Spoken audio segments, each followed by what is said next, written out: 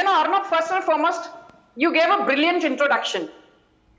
But my grouse against you is that these days, you don't indulge Sanju Verma. That's true. But now let me come to the moot point. The moot point is this, Arnab. Do you remember a man called Rana Kapoor? He was the CEO of Yes Bank. He sunk Yes Bank to the ground in 2019-20. People said, "Arey, ye bahut badi machli hai, kuch nahi hoga."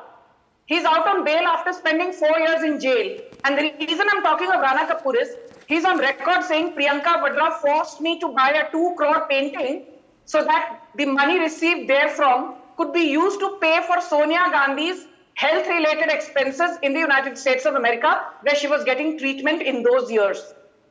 Let me tell you, the most important point in today's debate is this. When it comes to money laundering cases, the Enforcement Directorate has a strike rate of 98.7%.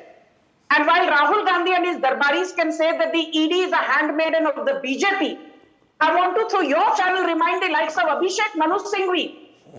He had a nice big fat omelette on his face when in April 2023, Justice Chandrachud upheld the powers of the ED and told Abhishek Manu Singhvi not to waste the court's time.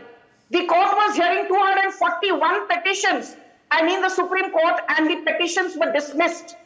With the Supreme Court saying that we uphold the PMLA and Section 3, which pertains to definition of money laundering, we uphold Section 8, which pertains to suo motu seizure of property of the accused, we uphold Section 18, which pertains to search and seizure operations of the concerned person. We also uphold suo motu powers of arrest under Section 19 of the PMLA, but most importantly, the Supreme Court said we uphold Section 24 of the PMLA pertaining to reverse burden of proof, which means the ED does not have to prove that Sonia Gandhi is guilty or that Rahul Gandhi is guilty. Sonia Gandhi has to prove that she is innocent. Rahul Gandhi has to prove that he is innocent. And I want to say one thing to you. The National Herald scam will be brought to fruition in terms of conviction. So if anybody has any figment of doubt in their minds that this is going to be used for political maneuverability, let me tell you, they've missed the plot. They've completely lost the plot. But my final point is this. If you have read the Enforcement Directorate charge sheet or not, so have I. And very quickly for your audience, what does it say? Disproportionate assets worth more than 2,000 crore amassed by the Gandhis. 347 crore worth of tax evasion by the Gandhis. 988 crore worth of money laundering via Ratandeep Trust and Janhit Nidhi Trust, which are basically SPVs owned by the Gandhis. 29 crore worth of bogus advertisement that accrued to the National Herald and benefited the Gandhis.